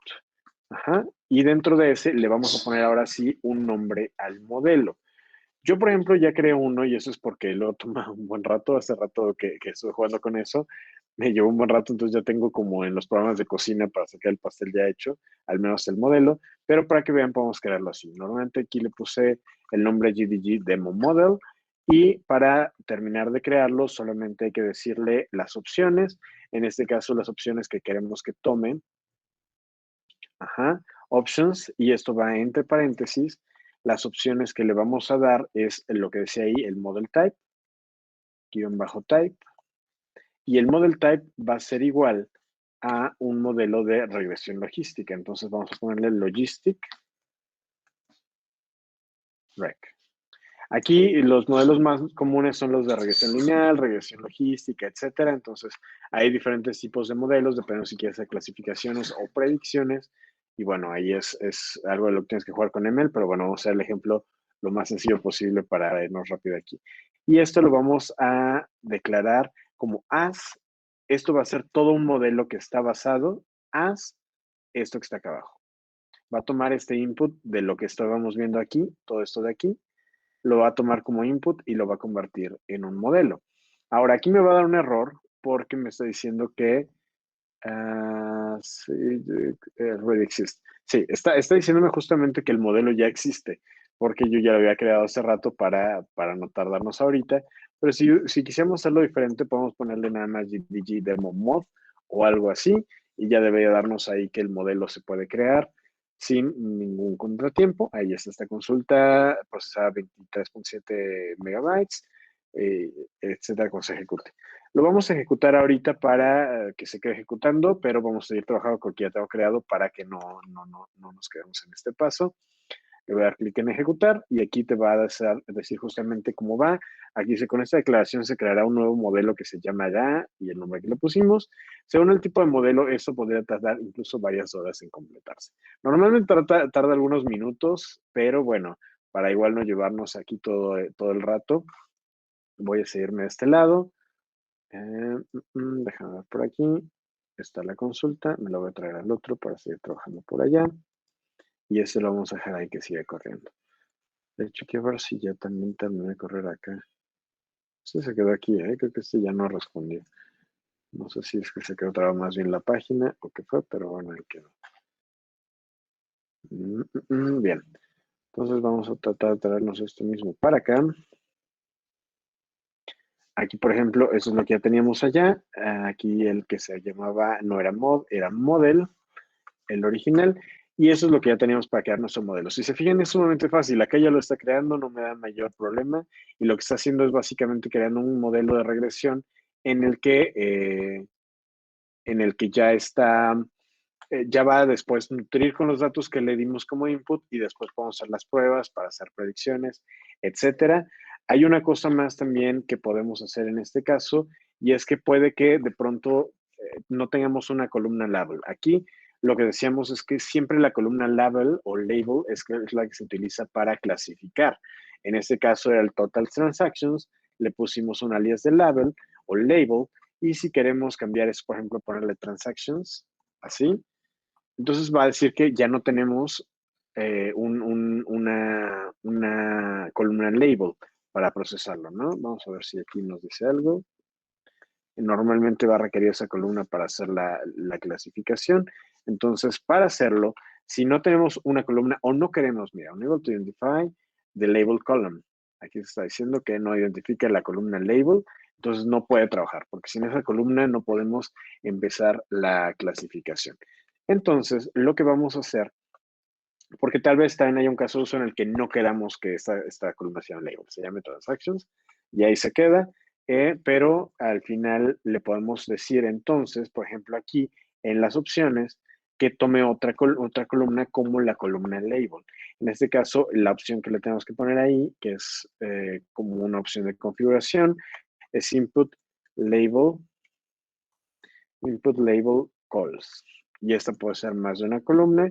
En este caso se declara a través de a través de un arreglo, pero como nada más me interesa que sea una columna, le voy a poner que sea transactions.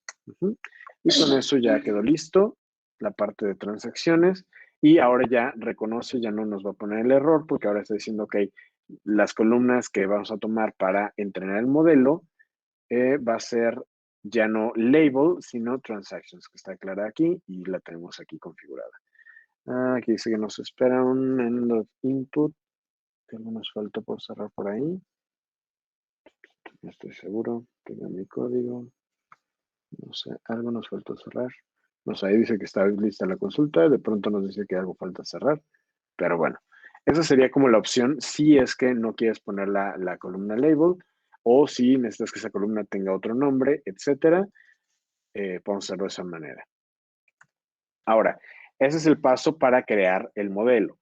Lo que vamos a hacer ahora es evaluar el modelo con otra data. Una buena práctica cuando tú haces un modelo, normalmente haces una data con la que entrenas el modelo y otra data con la que lo pruebas y ves si realmente está haciendo lo que debe hacer. Para hacer eso, a ver, déjame ver si este ya terminó. Creo que ya terminó este también, no sé. Ya no está, ya no está haciendo consulta, creo que ya terminé de configurarlo. Si es así, aquí debería haber dos modelos creados. No sé, más resultados. A ver. Sí, creo que ya tengo dos modelos ahí. Bueno, creo que todavía no lo creé. GTG Demo Mod. Sí está, qué raro. Bueno, vamos a seguir trabajando con este de acá. Y el que tenemos acá, entonces vamos a tratar de probarlo con datos diferentes. Y para hacer eso, vamos a rescatar la mayoría de lo que tenemos aquí. Vamos a quitar esta parte que es la de crear el modelo, porque pues ya lo creamos. Entonces lo que vamos a hacer es ahora seleccionar del modelo. Nosotros ya tenemos nuestro modelo creado, eh, pero ahora lo que nos toca es sacar la data de ahí. Y para hacerlo, vamos a hacer algo bien curioso porque es otro select. Y ese select, ahora sí, aquí mucho cuidado, aquí sí vamos a usar el asterisco, pero porque no estamos seleccionando de una tabla gigante, estamos seleccionando del modelo. Entonces ahí se permite, aún así hay que hacerlo con cuidado y por favor tenganlo en cuenta. Y lo que vamos a hacer es decirle de dónde lo vamos a querer. Y lo que vamos a querer hacer es traerlo de una función de BigQuery, que es mevaluate. M es como todo lo de Machine Learning, de hecho es ML. ML es todo lo de Machine Learning y ahí tiene todas las funciones guardadas para este tipo de situaciones. Ahorita lo que vamos a hacer es evaluate, que es evaluar el modelo para ver qué tan confiable es. Y dentro de eso le vamos a poner el model, que es lo que necesitamos evaluar, un modelo. Y le vamos a poner que sea el modelo que ya creamos. Esto es backtick. Acá, el modelo que ya creamos, que es GDG, presentations.gdg bq-tut y este punto, y le vamos a poner el model que fue el primero que creamos, aunque podemos usar cualquiera de los dos que tenemos ahí. Con esto debería evaluar el modelo y aquí le vamos a poner que la evaluación la haga basándose en los datos de esto que ya teníamos acá. Entonces, voy a hacerlo todo dentro de este paréntesis. Ahí está. Lo que va a evaluar es la data de lo que está dentro de la tabla que ya tenemos y la va a evaluar en el contexto del modelo que creamos. ¿Esto qué quiere decir? Que va a tomar algunos de los datos de la tabla y los va a evaluar contra el modelo que creamos. Ahora, para que sea una data diferente, porque aquí sí, si hacemos lo que estamos haciendo ahorita, es volverle a pasar los mismos datos que ya le hicimos para crear el modelo, para evaluarlo. Y eso es hacer trampa. Es como preguntarte la pregunta que tú hiciste en el examen. Entonces, para asegurarnos que de verdad es otra data, justamente aquí vamos a controlar que vamos a traer otras fechas. En este caso quiero traer del 2017, 0630, que es donde terminaba el otro, y hasta el 2017, 0731, que es el 31 de julio, del 31 de junio, del 30 de junio al 31 de julio, el mes de julio básicamente de datos, y con ese mes de julio vamos a probar o evaluar el modelo que ya creamos. Vamos a ejecutar y voy a cruzar los dedos porque aquí es donde siempre nos juegan chueco los dioses del live coding, pero parece que todo está correcto. Aquí nos va a dar algunos datos de lo que está tomando en cuenta, cuál es la precisión del modelo, punto 38, el recall, el accuracy, que aquí está, eso es de las cosas que más importan, qué tan acertado es nuestro modelo, en este caso es un 98.66% más o menos. Ahí varían algunos datos, creo, son todos, creo que no estoy todo igual, creo que 98.66. Y aquí está, tienen algunas cosas más interesantes como el loss y algunas cosas de lógica difusa para ver qué tan preciso ha sido nuestro modelo al predecir lo que iba a pasar. Y vemos que seguramente lo hizo bastante, bastante bien. Esos son los datos que al final evaluó. Aquí está igual nuevamente el observativo, Mobile Country, y esos son los datos del modelo, de cómo evaluamos el modelo. Con eso ya nos dimos cuenta que tiene un buen accuracy, entre comillas, aunque la verdad es que ya en producción normalmente se buscan accuracy arriba del 99.x%. Ya saben que eso se va un poco haciendo más cercano a la asíntota, dependiendo de qué tan acertado sea. Pero bueno, y finalmente vamos a hacer la predicción del modelo. Todas estas son las fases que normalmente haríamos con otras herramientas de Machine Learning, pero todo lo estamos haciendo, si te fijas bien, con SQL, todo lo estamos haciendo con algunas funciones obviamente extra como esta, que ya no es SQL puro, pero básicamente la idea es que la mayoría de las cosas que ya sepas las puedas reutilizar. Y bueno, para hacer la predicción, ahora vamos a hacer aquí un select country, que es el país de donde lo estamos trayendo, y voy a traer la suma, esta suma que es de predicted label, Aquí lo que va a hacer este predicted label es, recuerda que la columna label en este caso era el total transactions, entonces va a traer esta columna label como el predicted label de lo que está haciendo aquí. Aquí si te fijas, evaluando el modelo, está trayendo el label y tuvo una predicción para ver si le atinaba a ese label o no. Entonces es lo que vamos a utilizar al final para hacer la predicción. Y este le voy a llamar total predicted purchases, que es como cuáles son las compras proyectadas. Purchases. Ahí está. Y esto lo vamos a traer, ya no va a ser de ML Evaluate, sino de ML Predict. Predict. Porque ahora ya no estamos evaluando el modelo, lo estamos prediciendo. En este caso, el modelo debe ser el mismo. Aquí también. Ajá. Model. Aquí no está marcando algún error. Argument null, support signature. Model table.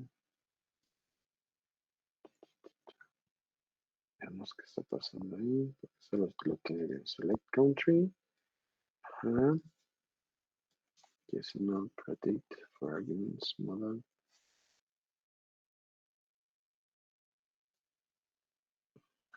Ajá. Comma table, que es esta tabla de aquí.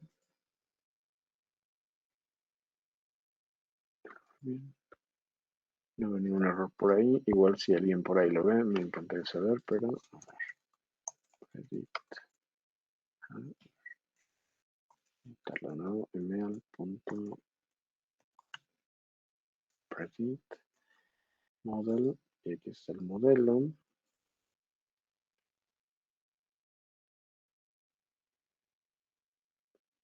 ¿Qué es este?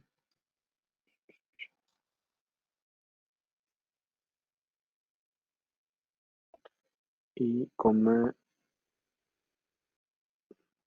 la tabla. Creo que ya vi que es. Debe ser esto que está cerrado aquí. Porque lo que está diciendo ahí es que tiene el modelo, coma la tabla, y aquí estamos cerrando esto antes de tiempo. Entonces, más bien va a ser así y vamos a cerrarlo aquí. Esa es la estructura creo que estaba buscando. Ok, parece que ya nos da error. Aquí está marcando un error en country. Lo mismo que hace rato, nos está diciendo que es una columna que no está agrupada ni agregada porque necesitamos ponerla como parte de nuestro group by y eso se soluciona justamente todo esto, la parte de el select de aquí realmente va a ir, está dentro de esto. Se fijan, esto es un subquery de alguna forma que está aquí dentro. Si queremos ser estrictos, tendría que ser algo más o menos así.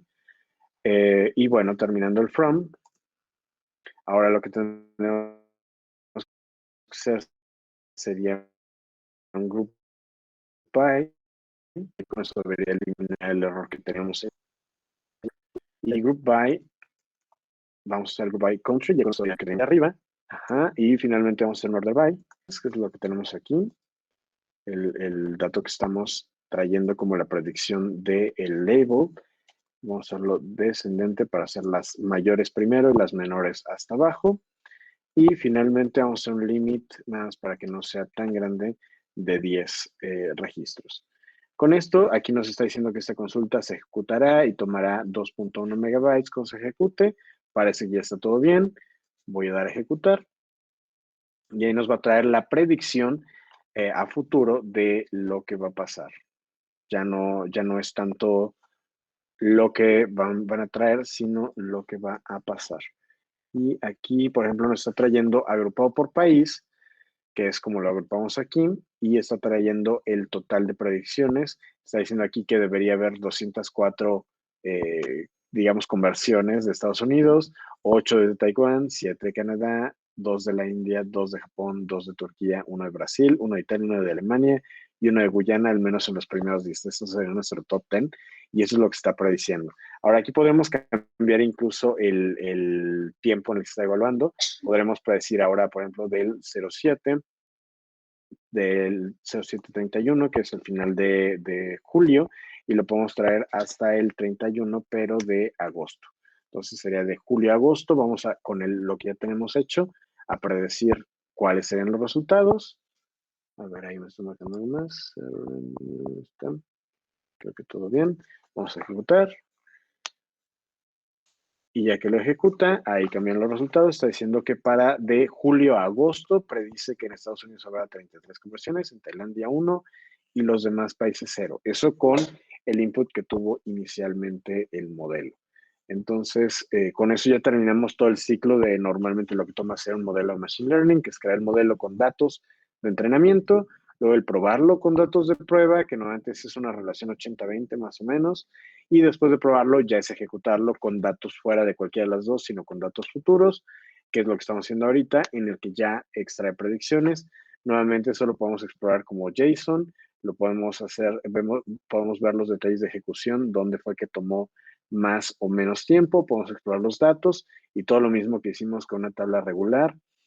Acá, déjenme ver si Data Studio ya quedó, porque aquí me pedía algo que de autorización o no sé qué. Parece que ya quedó. Justamente esto era lo que quedó pendiente hace rato de ver. Aquí, por ejemplo, nos trae todos los países y territorios en una tabla. Aquí podríamos añadir gráficos de otro tipo, a lo mejor algún corte de pastel o algo así. Aquí, por ejemplo, me está trayendo cuáles los porcentajes de Algeria, Australia, Belarus, Armenia. Los demás están acá, ¿no? O sea, si ya no queremos, están agrupados todos los demás. Aquí pueden jugar con cuáles son los labels, si quieren agrupar, si quieren hacer cruces de información. Aquí, por ejemplo, si tienen los datos geográficos, aquí, por ejemplo, no tenemos bien el código de país, sino a lo mejor se mostraría ahí, gráficas de esparcimiento, vamos a tener data points también, ¿no? Todo el context 2.3 mil. Y aquí ya se pueden armar dashboards bien, bien interesantes. La verdad es que ese sí da mucho para explorar, pero todo esto lo podemos traer conectado directamente con lo que tenemos acá.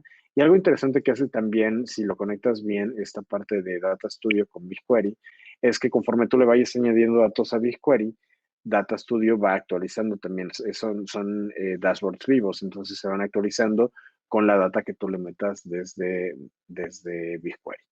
Entonces, bueno, creo que por ahí ya quedó al menos para hacer una presentación algo escueta de todo lo que es BigQuery y una probadita para... es como la probadita para que se queden picados y quieran seguirle explorando, pero es una herramienta que te da para mucho. Y incluso con el free tier está para que la explores y experimentes bastante. Ahorita me dio gusto regresar a ella porque tiene un rato que yo no la utilizaba. Pero una cosa que sí he visto es que incluso en empresas donde utilizan AWS, Azure o cualquier otra nube, BigQuery es uno de los que siguen utilizando con Google Cloud. Es como esos productos que no hay tan fácil encontrarlo en otro lugar. Entonces, aún así ven cómo conectan, pero utilizan BigQuery. Entonces, la verdad creo que sí es útil para científicos de datos y para explorar en general algunas cuestiones de negocio, etcétera, que es para lo que lo utilizan las personas aquí donde trabajo yo actualmente. Pues yo creo que con eso terminé la presentación. Si tienen algunas preguntas, no sé, Uli, tú dime cómo seguimos, pero adelante.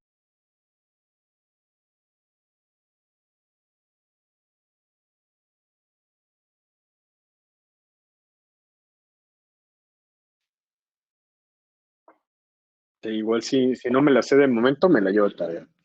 Perdón, Uli, ¿qué pasó? No, claro que sí, igual van a poder encontrar las redes sociales de este Isra por si quieren mandarle mensaje y preguntarle personalmente.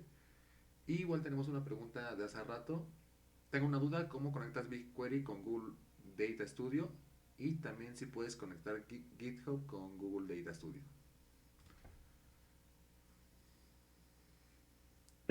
GitHub no he visto que lo conecten directamente con Data Studio. No sé si hay una integración, porque también tiene rato que no lo analizo. Hay varios conectores y de hecho por ahí hay un MART para hacer experimentos con Google Data Studio. La parte de BigQuery está súper fácil. De hecho, por ahí en algún momento vimos la tabla, tardó un buen rato, pero si quieren, de hecho, ahorita lo vemos aquí rápidamente. Voy a compartir otra vez. Estoy en pantalla. Ahí está. Aquí en esta parte, justamente, cualquier output que te dé BigQuery, cualquier output que te dé, en este caso, por ejemplo, lo que nos dio fue estos resultados de aquí. podemos hacer en la exploración de datos, le das a explorar con Data Studio y desde ahí lo puedes directamente manipular. También en Data Studio, por ahí, nada más quiero acordarme dónde es, porque este está como una versión un poco más pequeña. Pues te vas directamente a Data Studio, hay formas también para conectar diversas fuentes de datos. Ahí puedes incluso agregar si tienes de una base de datos SQL, de BigQuery, de otras fuentes de datos, un CSV, una hoja de cálculo y puedes hacer agregación y cruces de datos también. Entonces, aquí hay algunos ejemplos, por ejemplo, de todo lo que se puede hacer. Aquí están las fuentes de datos también. Aquí, por ejemplo, yo he hecho unos experimentos con la API de Star Wars que puedes convertir. Ahí a lo mejor es lo que podrías hacer con GitHub. Si tienes alguna API que pueda arrojarte datos con GitHub, lo puedes incluir ahí. Y como cualquier otra API, la consume y la agrega para traer dashboards. Va, que va. Uh Más o menos ahorita contestaste esta que viene. Si se -huh. puede conectar real time de Firebase con BigQuery y si es recomendado esto. Ah, esa es una buena pregunta. Sí se puede conectar, no es real time, y también no hay mucha necesidad de hacerlo real time, porque la data de BigQuery normalmente no es data viva ni es data en producción. Normalmente es data que guardas para hacer análisis estadístico posterior. Entonces, no es necesario, nunca hice un caso de uso en el que lo tengas que tener ahí real time, pero sí hay near real time. Hay, ¿cómo se llama el de Data Pipelines? Porque hay una herramienta de Google que justamente sirve para hacer pipelines de datos. Nada más que ahorita se me escapa el nombre. Es, te busco, si está por aquí.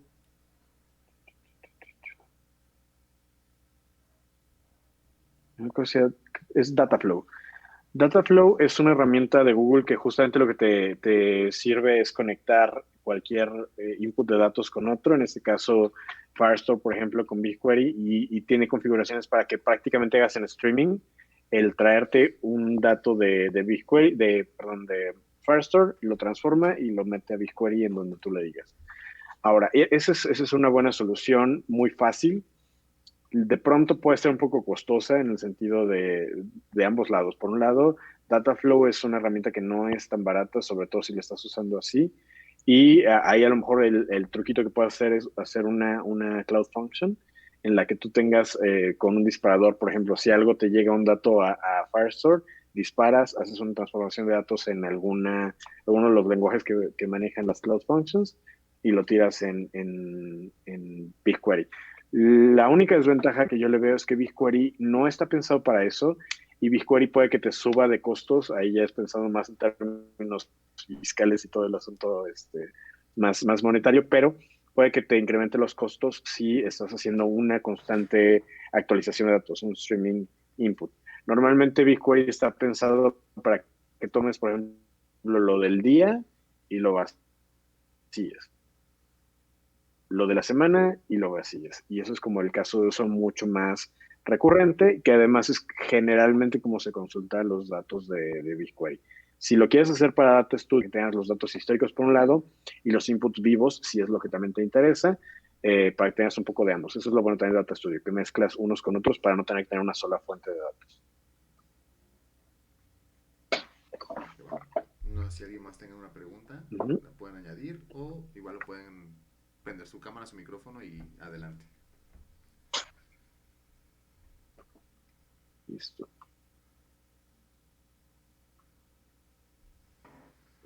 Igual. Muy buen esfuerzo de creación de comunidad también. Se ve que la gente trae nivel también por aquí. Ya vi los temas que tenías por ahí en tu plataforma y se ve que están buenos.